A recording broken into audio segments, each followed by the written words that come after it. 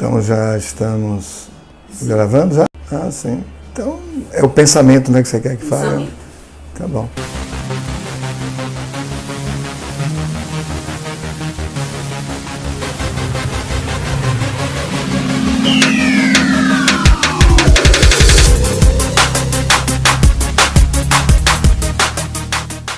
Pensamento e Vida foi um título sugerido pela própria casa, né?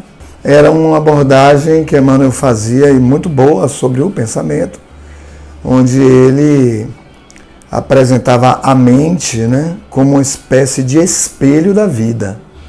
Então ele dizia que a mente, apresentava ali que a mente é este agregado, né, em torno do ser que pensa, né, e que efetivamente vai sendo construída, a mente vai sendo edificada, né, ao longo do tempo, das experiências, como resultado mesmo dessa união entre um princípio espiritual e o princípio material, que Kardec traz no Livro dos Espíritos, apresentado por essas entidades superiores, né? Eles nos elucidam essa questão. Então, é importante, talvez na análise desse tema nosso sobre o pensamento, ficar bem claro algo que eu acho até que se fala pouco no meio espírita, que é a questão de ser o espírito um ente, né, binário.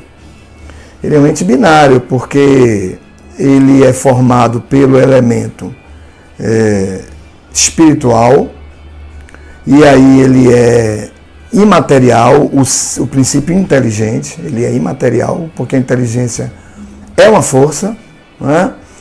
E é formado, somado ao elemento material. Então o espírito mesmo, ele é o princípio espiritual, o elemento intelectual, o ser pensante, mais este elemento material, que é a própria energia, que o envolve, mais detidamente o perispírito, né? Então ele se torna um ser binário. Isso é muito pouco usado. Assim, ninguém discute muito isso, ou fala muito sobre isso assim, mas quando se fala espírito, todo mundo já tem a ideia de que é um conjunto de forças, o ser que pensa e tal, mas ele não é, tecnicamente, né, dentro da ciência espírita, ele não é exatamente assim. Ele é esse elemento composto, né, do ser pensante mais o seu perispírito, né? Então, na verdade, o pensamento ele se torna um elemento material, uma matéria, né? Uma matéria produzida pelo ser que pensa. Porque o que efetivamente este ser que pensa realiza é o ato de pensar. É o ato de pensar, que é o ato de movimentar as suas próprias forças, né? As suas próprias capacidades, as suas próprias potencialidades. Então, quando ele faz isso, ele impregna este outro elemento, que é o fluido. Né? Kardec, na época de Kardec, não se falava energia, se usava a expressão fluido, o vocábulo que queria designar isto, né? O que nós chamamos hoje comumente de energia, era fluidos. Tanto que o capítulo 14 da Gênese é um verdadeiro tratado sobre fluidos, né? E aí ele vai falar que o pensamento, né, este ato de pensar, de movimentar essas capacidades, vai impregnar o fluido. E aí nós vamos produzir um corpo, que é o corpo das ideias, né? Que o próprio André Luiz, em Evolução em Dois Mundos, ele vai abrir o livro com o título, o primeiro capítulo é Corpo Mental, né? Que até onde eu tenho podido perceber, constatar, é a produção dessas ideias que vai exatamente sendo fixadas nesse corpo. Então nós vamos construindo essa estrutura que é a mente. Agora é óbvio que esse princípio espiritual, esse ser que pensa, ele não começou exatamente pensando logo, né? Então ele tem uma etapa, ele tem uma etapa muito longa de formação das suas bases mais automáticas, os seus instintos, né, que vai culminar com a base instintiva, né?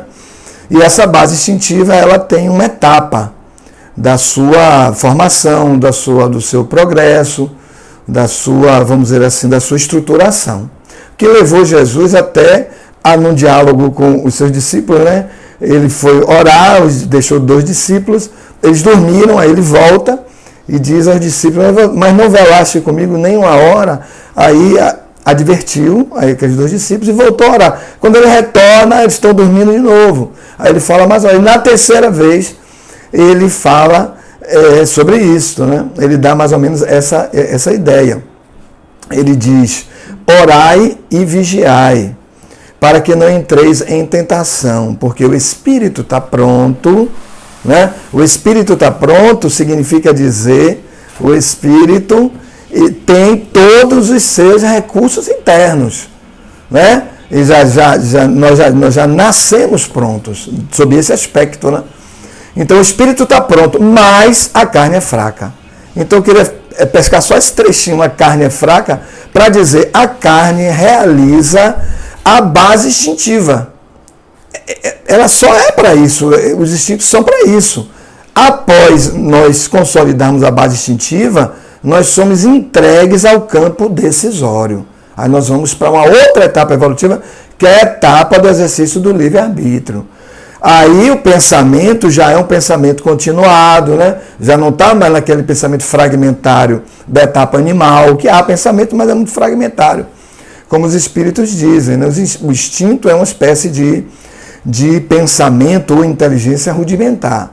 Mas aí nós já entramos na etapa hominal. E essa etapa é extremamente longa, né? Então começamos a decidir, mas o tempo inteiro estamos orientados, coordenados por este centro diretor de profundidade, que Jesus chamou de Reino dos Céus, né? Então ele nos remete em toda a sua trajetória ao Reino dos Céus. Buscai o Reino dos Céus primeiramente, e buscai a sua justiça, e tudo mais será acrescentado.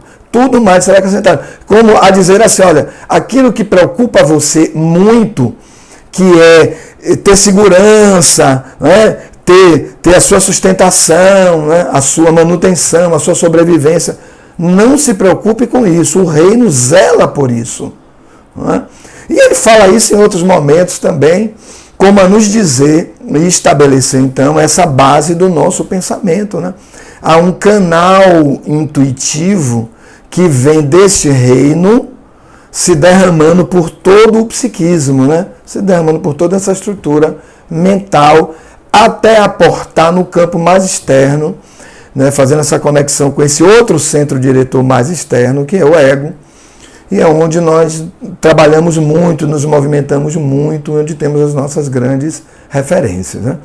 Então é um trabalho muito bonito, né? O trabalho da evolução, o trabalho do progresso, sofrido, né? Dolorido, porque nós estamos muito concentrados na base instintiva, não nos desapegamos, né, dela para nada, né? Muito embora ela não tenha muito a nos dar, assim, do ponto de vista moral. Do ponto de vista moral, aí o espírito ele vai ter que começar a fazer uma certa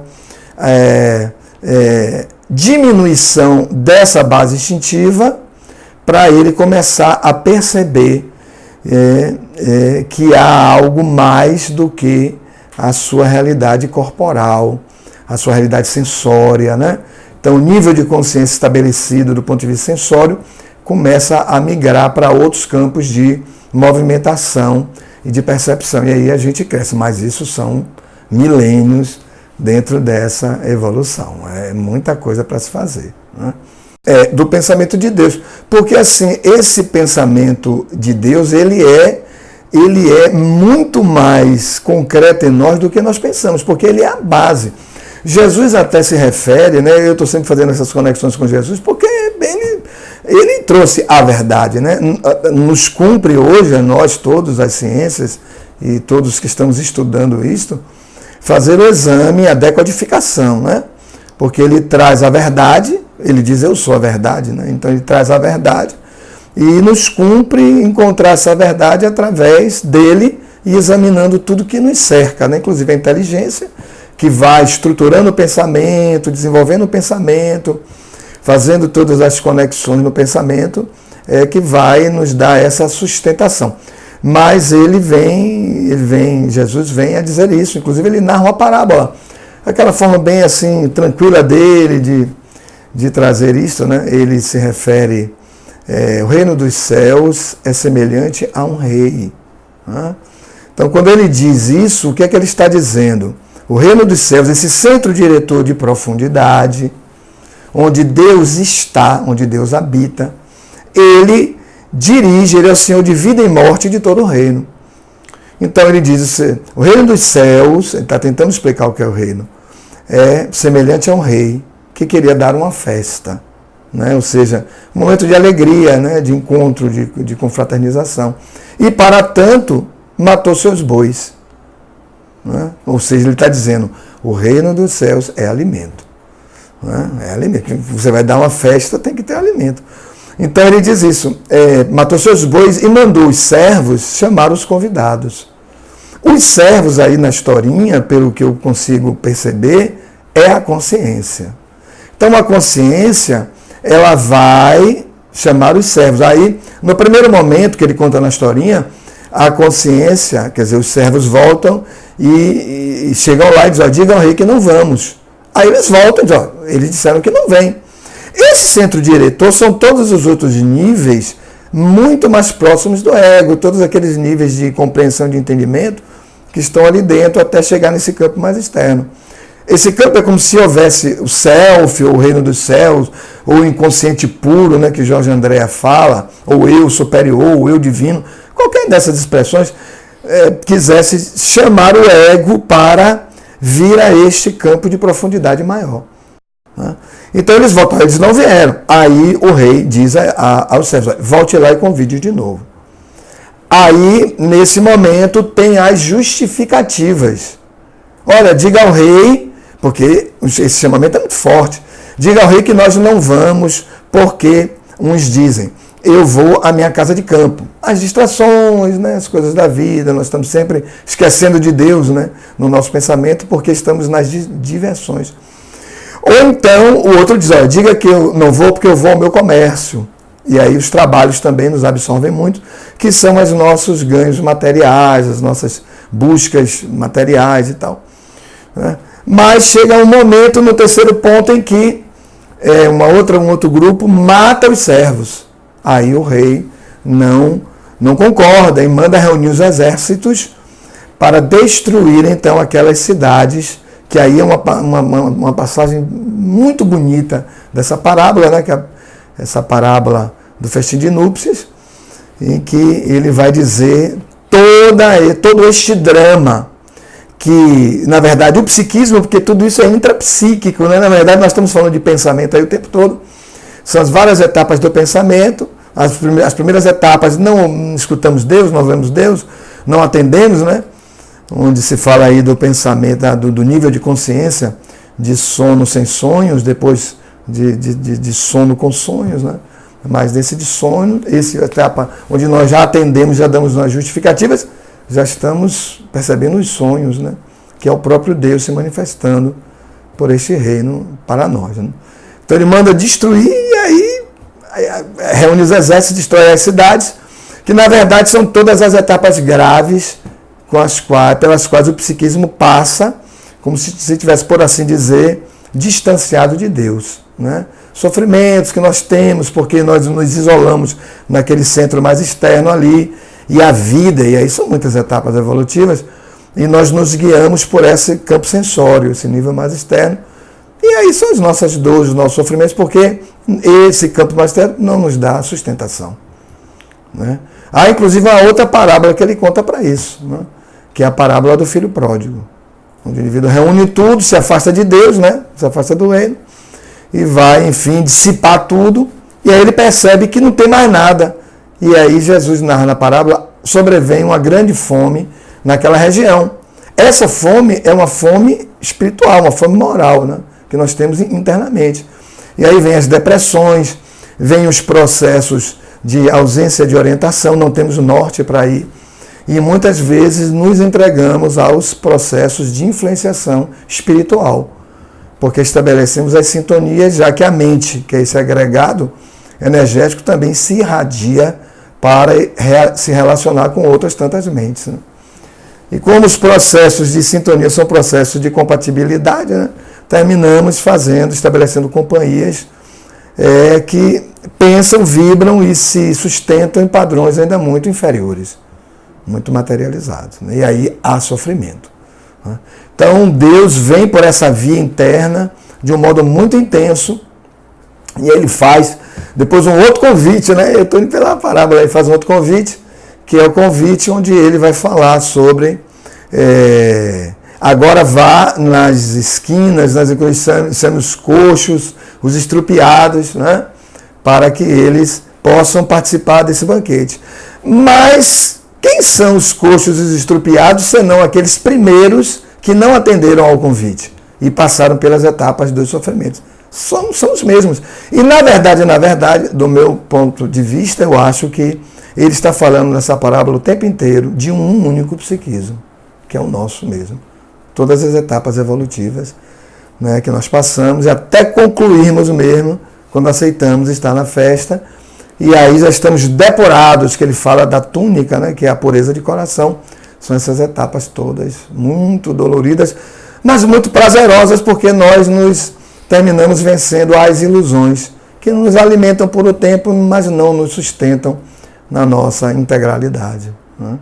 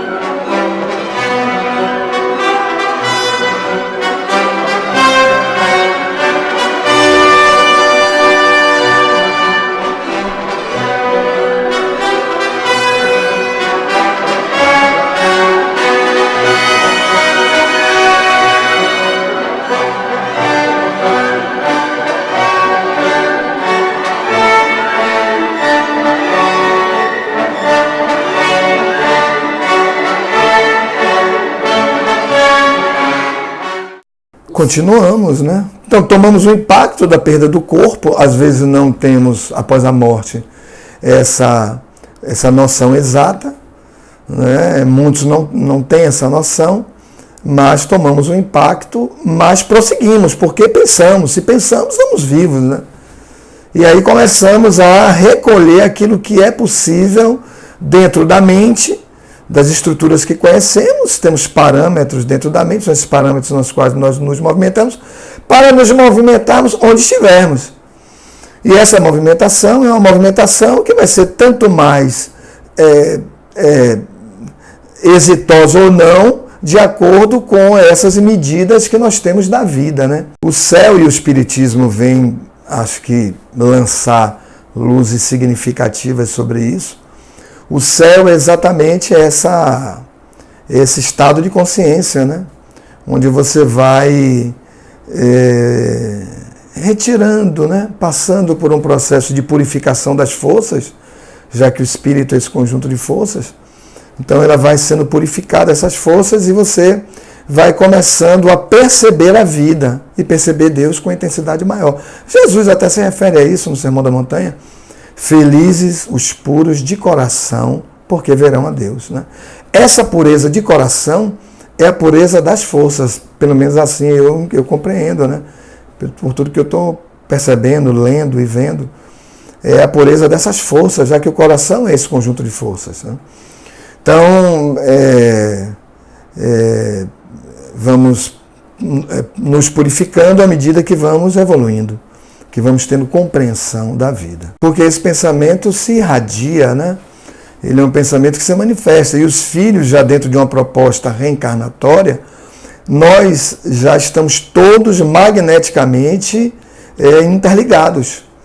Aqueles que não reencarnaram ainda, mas que vão reencarnar como filhos, estão magneticamente ligados. Já. A família é uma composição energética, magnética, ligada pelas mentes daqueles que são os seus entes. Né? Tanto que aqueles que não vão reencarnar agora, eles também se ligam magneticamente, porque nós temos toda uma sintonia, né? Temos uma família espiritual. E Leon Denis explica muito bem isso, né? Em suas obras. Então, essa influenciação, ela é recíproca. A obsessão, na verdade, ela nunca é um acidente, né? A obsessão é uma relação. Então, algumas pessoas, até mesmo dentro do próprio pensamento espírita, talvez um pouquinho mais desatentos, não vejam a obsessão como uma relação, mas é uma relação entre as mentes. A mente aí como aquele campo de exteriorização do campo mais externo do espírito, né?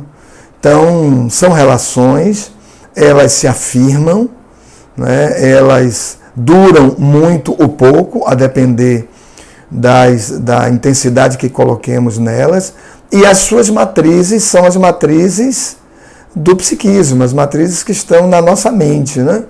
Já que a mente é exatamente esse agregado energético. Cada experiência, cada vivência, cada pensamento, cada sentimento, cada emoção, cada frase dita, tudo isso é arquivado em nós. E como Jorge André explica muito bem em suas obras, essas matrizes são núcleos energéticos pulsantes, vivos, e que se exteriorizam magneticamente, fazendo convites a outras mentes. Então, nos associamos, nos ligamos às outras mentes e sustentamos esses vínculos. Quando nós nos entregamos a esse processo, né, tanto mais nos entreguemos a esse processo, nós vamos consolidando. Então, você precisa ingressar no processo de restauração do seu psiquismo, que nós chamamos em linguagem espírita de desobsessão. O que é desobsessão? É o desfazimento dessa relação obsessiva, pela recuperação, vamos dizer assim, das faculdades do espírito que foram dominadas. Elas estão sob dominação. Mas para isso, um trabalho muito intenso, né, do espírito, e isso também gera um aprendizado muito grande para o espírito. Quem passa por processos obsessivos, normalmente recolhe muitos aprendizados lá na frente. Mudar de conduta, porque assim, é como estávamos nos referindo antes, sempre nós recebemos mensagens do reino. Sempre. Essas mensagens são infalíveis, elas sempre vão chegar. Então, na verdade, há que se realizar um processo de sanear essas matrizes do inconsciente, a que nós nos referíamos e que Jorge André se refere. Então, saneando essas matrizes, né, recuperando-as, e aí isso só pode ser feito à luz do amor, não é? O amor é que vai restaurar, o amor é a grande, vamos dizer assim, é a grande substância, como diz Joana de Ângeles, né? É a grande substância que cria a vida, cria o universo e sustenta o universo. Então, ele vai restabelecer, restaurar, né, esse psiquismo que, vamos dizer assim, está fragmentado, está partido, né? Jesus até se refere a isso. Todo reino dividido, toda casa dividida contra si mesma não sobreviverá. Né? Ele fala nesse sentido. Então a gente já percebe ali hoje, com essas noções que temos, que ele está falando que o amor é que vai fazer esta restauração, vai criar esta unidade interna e restabelecer e, portanto, promover a cura. Ele é esta manifestação, vamos dizer assim, ele é o resultado do conjunto das operações internas do espírito, né? Do psiquismo. Aí ele passa a ser um ente vivo mesmo. Nesse capítulo a que nos referimos, de André Luiz diz que ele é um ente vivo. E ele se aparta de nós. Ele sai de nós e não temos como restaurá-lo, porque ele passa a ter vida própria, né? Ele tem uma vibração própria, ele tem um magnetismo próprio e ele vai seguir, nós o projetamos para o universo. E aí outras mentes vão captá-lo. Esses são pensamentos bons, pensamentos do bem, eles vão restaurar outras mentes. Se são do mal, vão, vamos dizer assim, danificar outras mentes, né? Passamos a ser responsáveis, no caso, vamos tratar dos processos obsessivos, né? Eles são bastante graves porque eles prosseguem conosco. Tudo o que pensamos prossegue conosco, porque as matrizes são nossas. Jesus até se refere a isso, né? Mais uma vez, Jesus, eu trago sempre muito Jesus nas minhas observações, porque lendo você percebe que ele, na verdade, falou de tudo, né? Ele diz assim: todo aquele que comete pecado é servo do pecado. Servo no sentido de estar ligado, né? Estar vinculado, estar jungido. Não tem como você mudar isso, né? E o mal que fizemos, ele prossegue em nós, mesmo que seja como campo de intuição para não fazermos mais. É um campo intuitivo. Isso é muito pouco abordado, mas é um campo intuitivo também. Temos várias fontes de intuição. Uma delas são essas experiências, essas conclusões que chegamos a partir das vivências que tivemos. Então, em alguns momentos, diremos assim: poxa, alguma coisa me diz, eu não devo fazer isso. Mas o que vai me dizer isso é exatamente essa matriz intuitiva das experiências. Olha, você já sofreu muito por tudo que você vivenciou quando você adotou esse procedimento. Então, é mesmo assim um campo de salvaguarda, né, da integridade do nosso psiquismo. O pecado, por assim dizer, a violação à lei, né? Pecado aí no sentido das tradições religiosas, né? Pecado no sentido de violação à lei, né? Então, todas as vezes que nós não escutamos a consciência, que são os servos, né? As mensagens que vêm lá do reino dos céus, e nós não escutamos, violamos. Em Kardec, nós vamos encontrar, né, nas Leis Morais da Vida, livro 3 do Livro dos Espíritos, essa expressão. Quando Kardec pergunta: essas leis estão escritas aonde? Aí os Espíritos vão dizer: estão escritas na consciência, né? Então vamos dizer assim, um pensamento, algo constante. Toda vez que vamos decidir, a consciência chega. Pensamento, na verdade, é por onde nos guiamos, não é? É por onde nos guiamos. Agora, é certo que a matriz dele é uma matriz divina. A nossa grande tarefa é exatamente ampliar a consciência sobre essa matriz divina, né? Então, voltando à parábola, quando lá na frente, a parábola do filho pródigo, ele dissipa todos os bens, todas as coisas, aí sobrevém uma grande fome, que é típica, essa fome é típica do processo evolutivo, e eu entendo que é aí que Jesus está dizendo: olha, você precisa crescer, precisa de alimento. Então esse alimento está no reino. Então ele diz assim, aí na historinha, ele diz: então o indivíduo vai procurar um concidadão, que é um cidadão daquela cidade onde ele está. E esse concidadão vai dizer: olha, eu não posso fazer nada por você. Eu tenho que, o que eu posso fazer é, vá comer com os meus porcos, vá alimentar meus porcos. E ele faz isso há algum tempo e vê que não é alimentado. Então ele se lembra que na casa do pai o servo mais simples era muito bem alimentado. Essa lembrança aí é uma memória que todos nós temos e que nós vamos chamar de religiosidade, que é o sentimento, né? É a intuição, é este pensamento matriz e que nós sabemos de que Deus é o provedor de tudo. É o provedor do nosso psiquismo. Ele nos deu a vida e provê a manutenção desta vida. Nunca esqueceremos isso. O mais materialista dos seres sabe disso. Tanto que nos momentos onde a matéria não consegue resolver as suas dificuldades, ele vai instintivamente, naturalmente, se lembrar de Deus. E aí muitos vão dizer: meu Deus, com aquele né, aquele entusiasmo, meu Deus, diante de um problema muito grave. Porque ele sabe que os recursos materiais não são capazes de resolver. Mas intuitivamente, essa intuição profunda diz a ele, Deus pode lhe dar a sustentação. Essa expressão de que a mente é o espelho da vida, e no caso é o espelho pelo qual, vamos dizer assim, Deus se manifesta internamente, né? Ele vem de dentro para fora, é exatamente este campo a que nós nos referimos, porque há essa via de nutrição, né? Essa via de sustentação, e que vai desaguar dentro desse setor mais externo, né? Que é esse outro núcleo, esse convencionado ego, esse convencionado centro. E nós sentimos essa alimentação, porque o campo mais significativo, até onde eu consigo perceber, e que o reino nos sustenta, é o campo da ordem. Esse campo da ordem, até onde eu vejo, ele é um campo muito pouco estudado.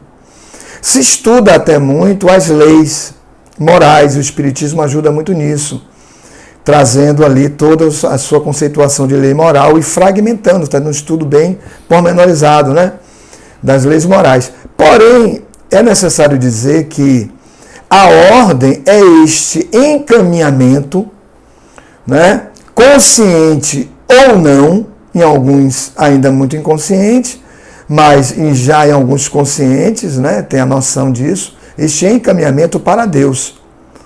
O que as leis fazem é afirmar a ordem.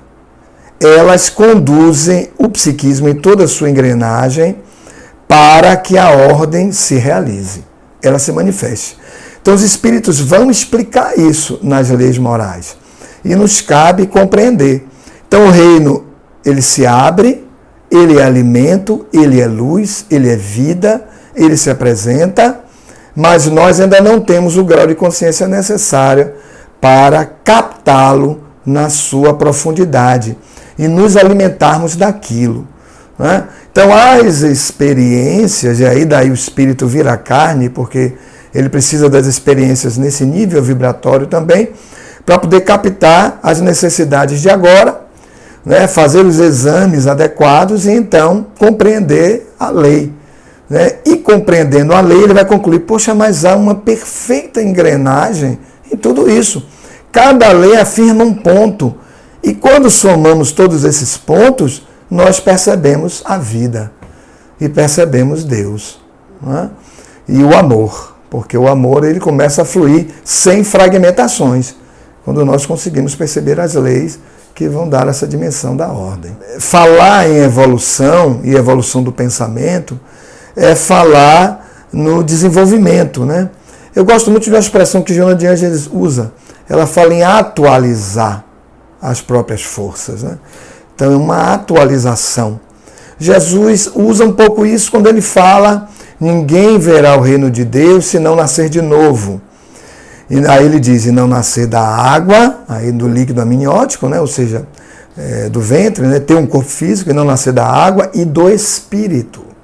Então, nascer do espírito é nascer desse campo de profundidade, né? Onde está o reino esse centro mais recuado, mais profundo, e nascer ali. Nós nos alimentamos ali, como já tratamos minutos atrás.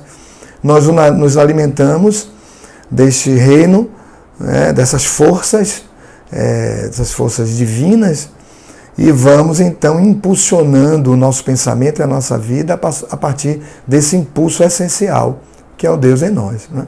Olha, o espírito, quando ele está em uma estrutura corporal que não lhe permita a manifestação do seu pensamento, isso não significa que o espírito não pense, ele pensa. Ele encontra um obstáculo corporal para essa manifestação. E esse obstáculo, para ele, é importante por razões evolutivas. Né? Ele vai identificar esse obstáculo na sua intimidade e ele vai depois recolher essa experiência, principalmente nos campos de formação da sua humildade. mais cedo ou mais tarde, essa experiência vai ser útil para ele. Em algum momento ele vai admitir que há leis que coordenam o seu processo de crescimento e que ele não pôde fazer tudo o que achava que podia ser feito. Então, ele vai ter concretamente, objetivamente, um limite. E esse limite vai ser muito útil quando ele já estiver com outro momento evolutivo mais amadurecido, o seu momento moral. Então, ele vai poder conciliar isso e fazer uma etapa, um impulso do seu crescimento. Né? Vai admitir a sua fragilidade. Isso é muito importante. Porque é como se nós, nos campos da humildade, aprendêssemos a posicionar a mente de um modo a ver tudo, recolher tudo, registrar tudo e fazer a integração de tudo. Né? Então aí passamos a ter um pensamento cósmico, não uma consciência cósmica, mas isso é uma etapa muito mais lá para frente. Hoje ainda somos muito guiados pela base instintiva. Mesmo aqueles de nós que estamos trabalhando nos campos da nossa espiritualização, né, ainda estamos muito guiados pela base instintiva. Nos momentos de decidir, nós ainda temos dúvidas, temos incertezas e vacilações.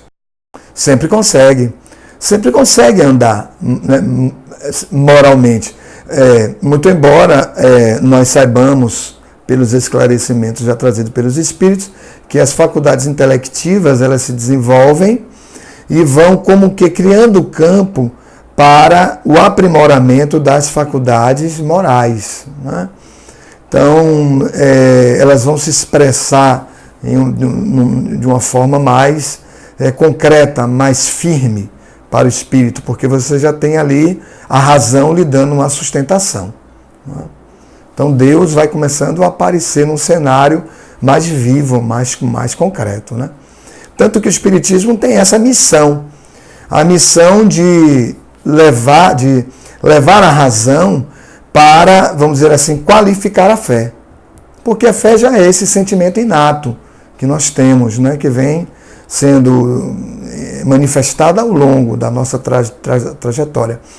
E então o Espiritismo ele qualifica a fé quando ele acrescenta a razão. Então agora eu entendo porque essas coisas acontecem. Há toda uma ordem, olha a ordem aparecendo aí, há toda uma ordem para que essas coisas aconteçam. Essa ordem se derrama no tempo e no espaço. E então nós compreendemos, e aí as minhas forças eu vou concentrá-las todas para isto. E aí surge o processo da autoeducação, né? A autoeducação, que é o nosso, vamos dizer assim, o nosso recurso de cura. Na questão 913, Kardec pergunta qual é a maior chaga da humanidade. E aí os espíritos respondem a Kardec, é o egoísmo, ou seja, nós nos movimentarmos todos para o ego. Né? O egoísmo é, por assim dizer, uma patologia, né, que afeta esse centro diretor, afeta o ego e polariza a mente, põe a mente ali. A mente tem muitos recursos, mas ela fica polarizada ali. Então ele diz, olha, aí na 914, Kardec pergunta, e como é que nós podemos curar ou resolver isso? Pelo processo da educação. Então a educação é essa movimentação, esse conjunto de ações que vai conduzir o espírito a reunir as suas forças, concentrá-las nesse processo de se inserir na ordem. Né? Autoeducar-se é inserir-se nesta ordem. Como? Conhecendo as leis que dão a dimensão desta ordem. Conhecendo as leis, conheceremos a ordem e conheceremos então a vontade de Deus. Jesus fala isso no Pai Nosso, né? Pai, seja feita a tua vontade, assim na terra, ou seja, assim no nível da personalidade, no nível da encarnação, onde eu estou agora orando, que eu estou fazendo a oração, né? Assim na terra, como ela está nos céus. Que céus? No reino dos céus. Porque a matriz dela é lá. Né? Então a mente se abre, se posiciona para ver esta porta que é este reino e receber esta influenciação do reino, né? A própria parábola dos trabalhadores da última hora, na minha percepção, é um pouco isso. Ela, para mim, ela pode ser também analisada como se faz, um grupo de trabalhadores. Nós estamos falando de um senhor que está tratando com algo que está fora, mas também pode ser uma observação sobre sobre essa realidade intrapsíquica, né? As várias etapas do entendimento do psiquismo. Então, aqueles que chegaram por último lá estão bem mais perto do reino, porque eles já fizeram muitas sínteses, o pensamento já de síntese já fez, né? Não é mais aquele pensamento analítico das primeiras horas que nós passamos das experiências dos mundos mais primitivos, dos mundos, né, onde somos mais corporais do que espirituais e tal. Então, toda essa trajetória está ali naqueles equipes do dia, que na verdade é toda a trajetória evolutiva ali, né? E na última hora, olha, vocês chegaram agora e vão receber primeiro pelas sínteses todas e pelo processo intuitivo que vocês já têm. Então, vocês são remunerados primeiro, porque quem está pagando é o reino é que está pagando, né? Na historinha que Jesus conta. Por isso que ninguém entende, assim, mas como é que você vai pagar os últimos? Né? Mas os últimos, na verdade, são aqueles que já fizeram grandes sínteses, é aquela etapa do psiquismo que já fez todas as sínteses, está na porta do reino. Então ele percebe as claridades do reino. O reino já está bem mais claro para ele. Então ele recebe primeiro a paga, ou seja, a remuneração por todo esse trabalho que foi realizado. Mas na verdade, na minha ótica, é o próprio psiquismo, é um psiquismo só que ele está falando. Eu não sei se muitos entendem assim. Porque o pensamento é essa síntese, né, que nós nos referimos. Porque o pensamento é a síntese dessas operações internas. Não é só a ação, vamos dizer assim, do mental. Né? Ele até onde eu consigo perceber, ele é muito mais que isso. Né? Então ele é essa síntese. Então elevar o pensamento na oração é você reunir todas essas forças e concentrar no reino. Porque ele é esse grande coordenador de tudo. O reino dos céus é semelhante a um rei, ou seja, ao Senhor de vida e morte deste reino, que somos nós mesmos. Né? Então, tá muito assim. Tanto que na oração, se pudesse fazer um exame, você pode notar que ele fala para um Deus que está fora, mas também fala para um Deus que está dentro. Né? Então, lá no final ele diz... Pai, perdoa-me na medida em que eu perdoar os meus ofensores. Né? Então, notem que isso aí por assim dizer, meio que um processo de resultado de um autoconhecimento. Olha, como eu estou caminhando com o meu amor.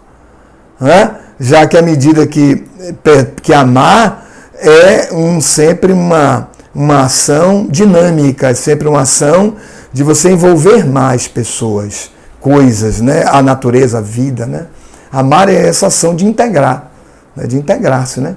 Então, Jesus, para dar essa dimensão, ele diz: que mérito há em amar os seus? Pai amar filho, filho amar pai, isso é quase um dever. Ame aquele que você não conhece. Aí ele narra a parábola do bom samaritano, que é alguém que você passa, não conhece, né? Os doutores da lei, o doutor da lei passa, não para, o sacerdote passa, não para. Não param porque estão muito mais no mental, estão muito naquela coisa do cumprimento da lei. Né? Acham que isso é bastante, mas o samaritano para porque o samaritano ama. Aí ele para. Então ele tem a iniciativa. O amor dá a iniciativa. Aí ele cuida, etc, etc. E depois ele diz para nós amarmos os nossos inimigos. Porque você amar alguém que você viu caído é uma coisa, ele não é seu inimigo. Mas você amar o inimigo é você amar alguém que quer lhe destruir. É alguém que não gosta de você e fará tudo para lhe prejudicar. Ele diz, ame a esses também. Envolva-os, inclua-os no seu mundo emocional. Inclua-os na sua vida. Né? E aí o perdão passa a ser este ato, né, mais significativo dentro do nosso processo evolutivo. Eu, pelo menos, consigo identificar assim. Né? Tanto que Jesus, quando vai falar do perdão, no finalzinho ele diz, sede perfeitos, como perfeito é vosso Pai Celestial. Né? Ou seja, como Deus é perfeito? Né? Amando. Ele quer dizer, seja perfeito amando. Você não é perfeito como Deus é, assim, edificando coisas. Faremos isso. Somos co-criadores na trajetória de evolução. Mas, como faz? Aí é o como. Como? Amando. Né?